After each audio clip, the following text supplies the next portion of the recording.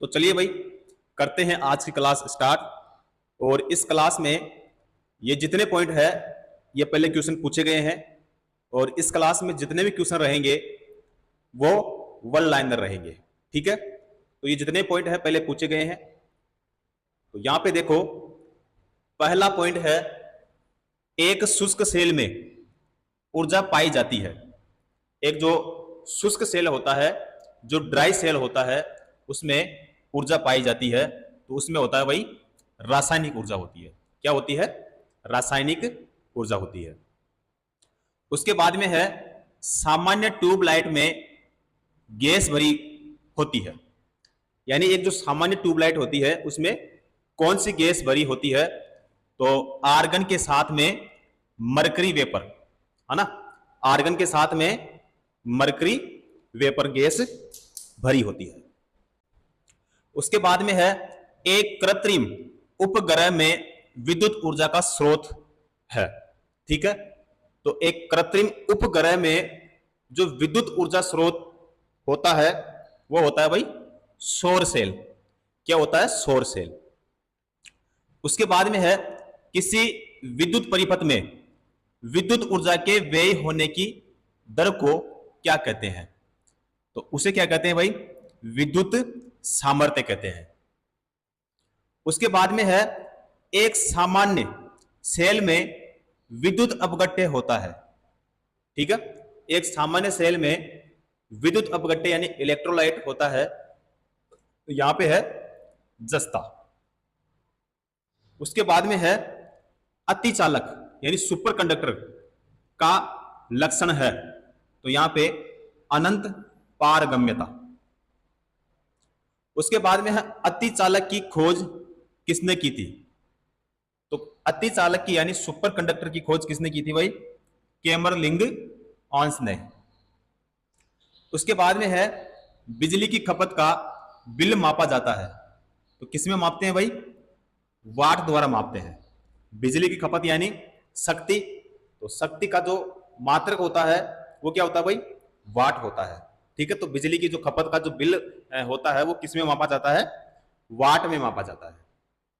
उसके बाद में है, 100 वाट का एक बिजली का बल्ब यदि 10 घंटे जले तो बिजली का खर्च क्या होगा? तो बिजली का खर्च क्या होगा भाई? 1 यूनिट होगा। क्या होगा? 1 यूनिट। उसके बाद में है, फ्यूज का सिद्धांत कार्य करता है, या फिर फ्यूज किसके सिद्धांत पर कार्य करता है? तो विद्युत के उष्मीय प्रभाव पर। ठीक है, विद्युत के उष्मीय प्रभाव पर फ्यूज जो होता है वो कार्य करता है। उसके बाद में है, टंगस्टन धातु की खोज किसने की थी? टंगस्टन धातु की खोज किसने की थी? तो यहां पे देखो डब्ल्यू ब्रदर्स ने। उसके बाद में है, टंगस्टन धातु का गलनांक तथा क्वथनांक कितना होता है? तो कितना होता है भाई? 3420 डिग्री सेल्सियस तथा 5860 डिग्री सेल्सियस। उसके बाद में है, आमतौर पर सुरक्षा फ्यूज लगाने के लिए प्रयोग होने वाला तार किस पदार्थ का बना होता है? ठीक है, तो यहां पे देखो टिन और शीशे की मिश्र धातु से। यानी जो एक सुरक्षा फ्यूज जो होता है वो किस पदार्थ का बना होता है? तो टिन और शीशे का मिश्र धातु से। उसके बाद में है, जब वैद्युतिक ऊर्जा गति में परिवर्तित होती है तब क्या होगा? कोई ऊष्मा की हानि नहीं होती है। कोई ऊष्मा की हानि नहीं होती है। उसके बाद में है, यहां पे विद्युत के चालक एवं कुचालक। तो यहां पे है चालक यानी कंडक्टर, यहां पे है अर्धचालक यानी सेमी कंडक्टर, और यहां पे है कुचालक यानी इंसुलेटर। सबसे पहले देखते हैं चालक यानी कंडक्टर। चालक किससे कहते हैं? देखो, इन पदार्थों में विद्युत आवेश का प्रवाह होता है। ठीक है, उसे क्या कहते हैं? चालक कहते हैं। जैसे चांदी, तांबा यानी कॉपर, एल्यूमिनियम, पारा और अन्य धातुएं, जल, चारकोल, मानव शरीर आदि। तो इन सभी में क्या होता है भाई? धारा का प्रवाह होता है, यानी जो इलेक्ट्रिक चार्ज होता है उसका प्रवाह होता है। उसके बाद में देखो अर्धचालक। अर्धचालक में क्या होता है, इन पदार्थों में विद्युत आवेश चालकों से कम व कुचालकों से अधिक होता है, जैसे संगमरमर, कागज, बालू, रुई, हाथी के दांत, आर्द्र वायु आदि। ठीक है। उसके बाद में है इंसुलेटर यानी कुचालक। कुचालक बोलो चाहे अचालक बोलो, एक ही बात है। कुचालक जो है यहां पे देखो, इन पदार्थों में विद्युत आवेश का प्रवाह नहीं होता है, जैसे सीसा, रबर, अभ्रक, शुष्क हवा, सिल्क, कास्ट, एबोनाइट, सल्फर आदि। ठीक है। तो यहां पे देखे भाई, चालक, अर्धचालक और कुचालक। उसके बाद में यहां पे है शुष्क सेलों तथा पेंसिल की लेड बनाने में प्रयोग किया जाता है। ठीक है। शुष्क सेलों तथा पेंसिल की लेड बनाने में प्रयोग किया जाता है, तो वह है हमारा ग्रेफाइट। क्या हो जाएगा भाई, ग्रेफाइट। उसके बाद में है किसी चालक की विद्युत प्रतिरोधकता की इकाई क्या होती है। ठीक है। तो उसकी इकाई क्या होती है भाई, ओम होती है। उसके बाद में है 60 वाट का बल्ब प्रतिदिन 5 घंटे प्रयोग किया जाए तो 30 दिन में कितने यूनिट बिजली खर्च होगी। यहां पे है भाई 9 यूनिट खर्च होगी। उसके बाद में है विद्युत बल्ब के फिलामेंट में किस धातु का प्रयोग किया जाता है, तो यहां पे है टंगस्टन। ठीक है। विद्युत के फिलामेंट के लिए अगर पूछा जाए तो आपको क्या बताना है, टंगस्टन। उसके बाद में है विद्युत धारा प्रवाहित किए जाने पर बल्ब के तंतु का तापमान सामान्यतः कितना होता है, तो 2000 डिग्री सेल्सियस से 2500 डिग्री सेल्सियस तक होता है। ठीक है। आगे देखते हैं। आगे है अर्धचालकों में विद्युत प्रतिरोध अनंत हो जाता है। ठीक है। अर्धचालकों में विद्युत प्रतिरोध अनंत हो जाता है, तो यहां पे है 0 डिग्री सेल्सियस या 273 डिग्री सेल्सियस परम शून्य तापमान। उसके बाद में है वे पदार्थ जिनमें मुक्त इलेक्ट्रॉन न बहुत अधिक और न कम होते हैं, वे क्या कहलाते हैं, तो वो क्या कहलाते हैं भाई, अर्धचालक कहलाते हैं। क्या कहलाते हैं, अर्धचालक। उसके बाद में है कार्बन, सिलिकॉन तथा जर्मेनियम उदाहरण है।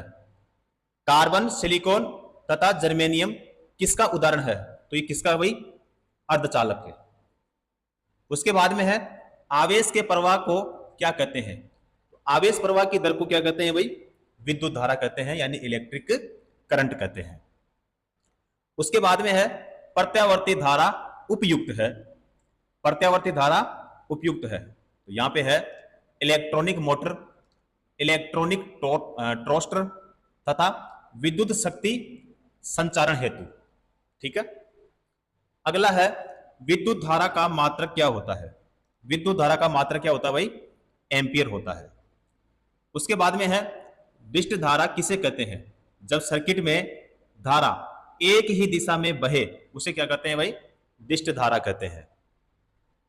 उसके बाद में है धारा की दिशा लगातार परिवर्तित होती है, तो इसे क्या कहते हैं, तो इसे क्या कहते हैं भाई, प्रत्यावर्ती धारा कहते हैं। उसके बाद में है स्टोरेज बैटरी को चार्ज नहीं किया जा सकता है। ठीक है। स्टोरेज बैटरी को चार्ज नहीं किया जा सकता है, क्यों, क्योंकि यहां पे है प्रत्यावर्ती धारा से। अब देखो प्रत्यावर्ती धारा जो होती है ये स्टोर नहीं होती है, और जो डिस्ट धारा होती है वो स्टोर होती है। उसके बाद में है विद्युत फ्यूज सदैव परिपथ में जोड़ा जाता है।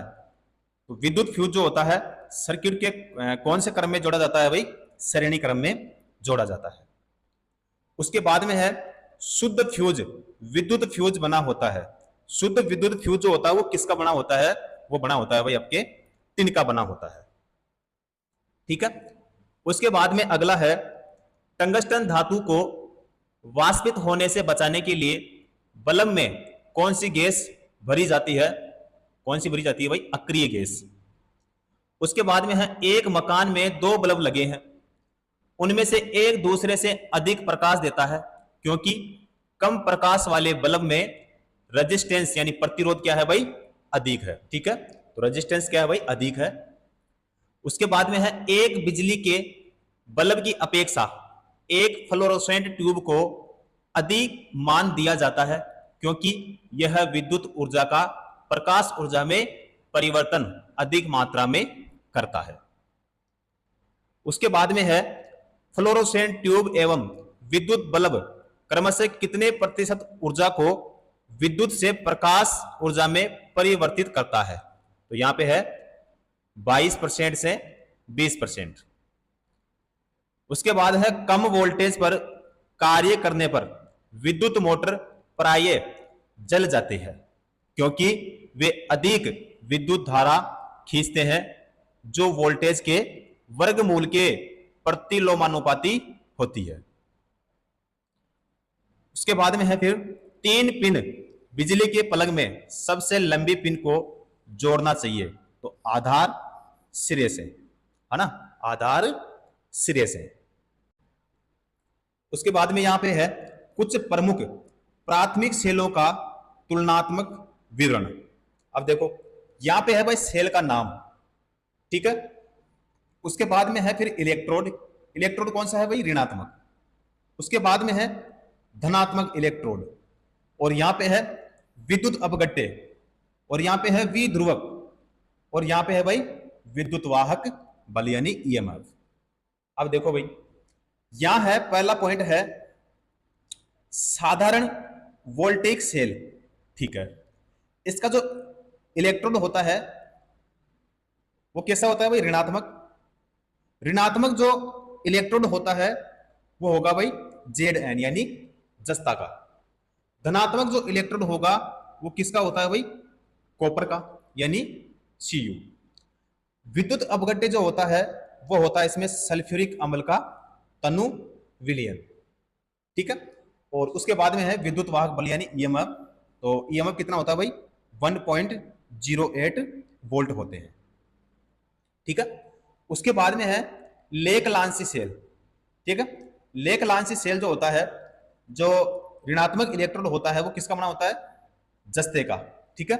और धनात्मक इलेक्ट्रोड जो होता है वो किसका बना होता है भाई, कार्बन का, ठीक है। विद्युत अपघट्य किसका होता है, तो विद्युत अपघट्य जो होता है वो NH4Cl यानी अमोनियम क्लोराइड का संतृप्त विलयन होता है। उसके बाद में विध्रुवक है मैग्नीज ऑक्साइड यानी MnO2, और विद्युत वाहक बल कितना होता है इसका, होता है 1.46 वोल्ट होता है। उसके बाद में है शुष्क सेल, ड्राई सेल। इलेक्ट्रोड जो होता है वो Zn यानी जस्ते का। धनात्मक इलेक्ट्रोड जो होता है वो किसका होता है भाई, कार्बन का। विद्युत अपघट्य जो होता है वो किसका होता है भाई, अमोनियम क्लोराइड का, ठीक है, यानी NH4Cl का पेस्ट। उसके बाद में है MnO2, ठीक है, जो विध्रुवक है वो मैग्नीज ऑक्साइड, और विद्युत वाहक बल जो है वो 1.46 वोल्ट होता है। उसके बाद में है भाई डेनियल सेल। डेनियल सेल जो है ऋणात्मक इलेक्ट्रोड किसका होता है भाई, जस्ते का होता है, और जो धनात्मक इलेक्ट्रोड होता है वो किसका होता है भाई, कार्बन का। विद्युत अपघट्य जो होता है वो होता है H2SO4, ठीक है, का तनु विलयन, और यहां पे है CuSO4। विद्युत वाहक बल कितना होगा, 1.08 वोल्ट। अब यहां तक क्लियर है। नेक्स्ट चलते हैं। अगला है देखो प्रत्यावर्ती धारा यानी एसी अल्टरनेटिंग करंट को डिस्ट धारा डायरेक्ट करंट यानी डीसी में परिवर्तित करने वाली युक्ति को क्या कहते हैं, रेक्टिफायर कहते हैं। रेक्टिफायर का कार्य क्या होता है, तो एसी को डीसी में परिवर्तित करना। उसके बाद में है ट्रांसफॉर्मर का उपयोग किया जाता है। तो ट्रांसफॉर्मर का उपयोग किया जाता है एसी वोल्टेज का उपचयन या अपचयन करने के लिए, यानी एसी वोल्टेज को स्टेप अप और स्टेप डाउन करने के लिए। उसके बाद में है ट्रांसफार्मर किस सिद्धांत पर कार्य करता है। ट्रांसफार्मर जो है वो फैराडे के विद्युत चुंबकीय प्रेरण के सिद्धांत पर कार्य करता है। उसके बाद में है विद्युत मोटर की खोज किसने किया था, तो किसने किया था भाई? जैकोबी ने। उसके बाद में है टंगस्टन का वाष्पन न होने पाए इसीलिए गैस भरी जाती है। ठीक है, तो टंगस्टन का वाष्पन जो है, इसमें जो गैस भरी जाती है, कौन सी भरी जाती है भाई? आर्गन गैस भरी जाती है।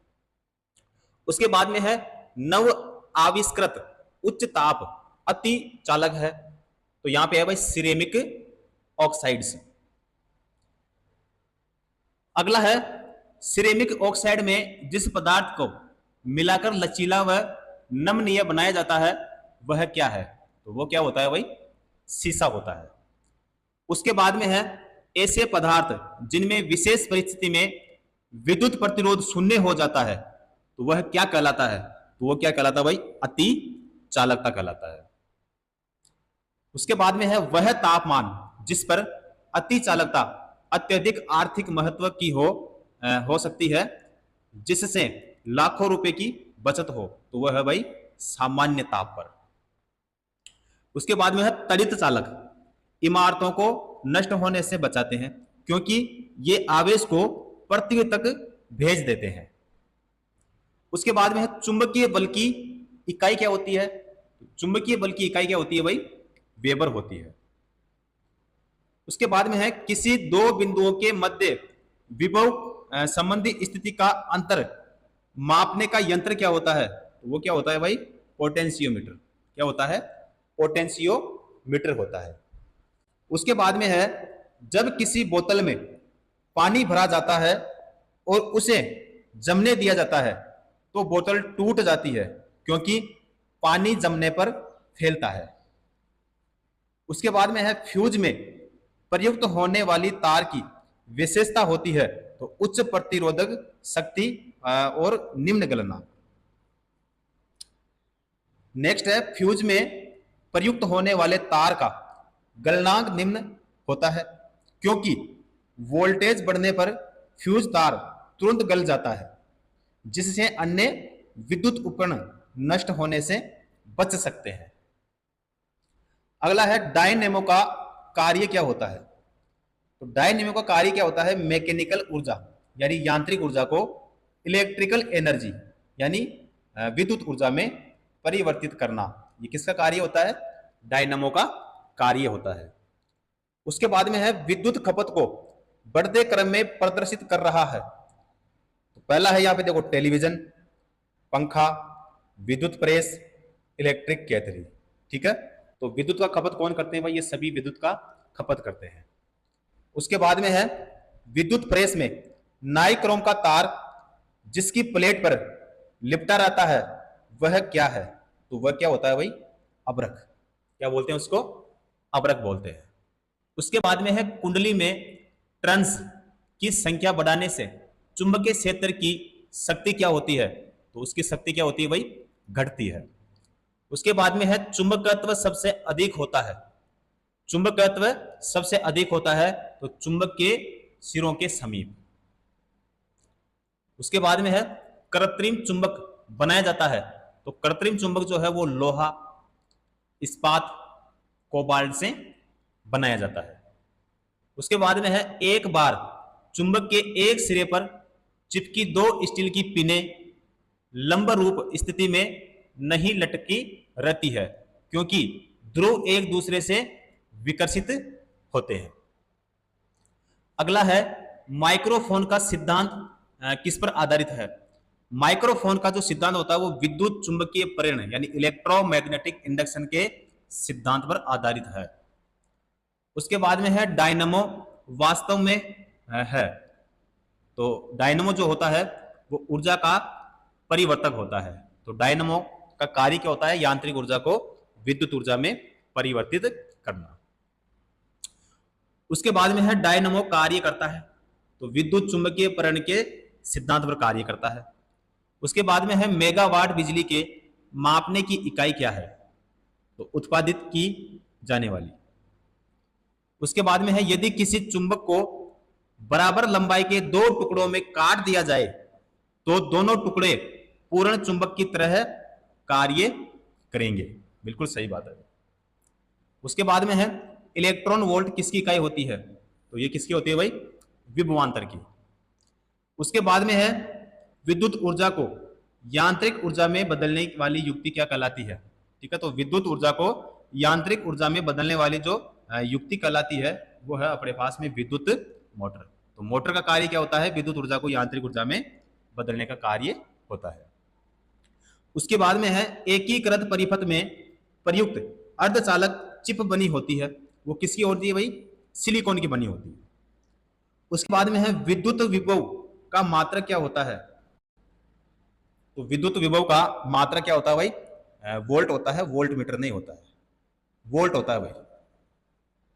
ठीक है, अगला है वह पदार्थ जिसकी चालकता सर्वाधिक है, तो वह है भाई चांदी। ठीक है, उसके बाद में है सीएफएल और एलईडी लैंप में अंतर क्या होता है। एलईडी लैंप की तुलना में सीएफएल का कम ऊर्जा सक्षम होता है। उसके बाद में है उपयोग है प्रदीप्त विद्युत लैंप के अविचारपूर्ण निस्तारण से वातावरण में पारे का प्रदूषण होता है। इस लैंप को बनाने में पारा का प्रयोग किया जाता है। तो यहां पे देखो, जब लैंप को स्विच ऑन किया जाता है तो पारा ही पराबैंगनी ऊर्जा को दृश्य प्रकाश में बदल देता है। उसके बाद में है सिलीनियम विद्युत का मंद चालक नहीं है अपितु विद्युत का, तो विद्युत का भाई अच्छा सुचालक होता है। उसके बाद में है सामान्यतः प्रयोग में लाई जाने वाली प्रदीप्ति ट्यूब लाइट पर अंकित होता है, तो कितना होता है भाई, 6500 केल्विन होता है। उसके बाद में फिर नेक्स्ट है प्रदीप्ति ट्यूब लाइट में निम्न दाब पर भरी होती है। ठीक है, तो पारे की वाष्प भरी होती है।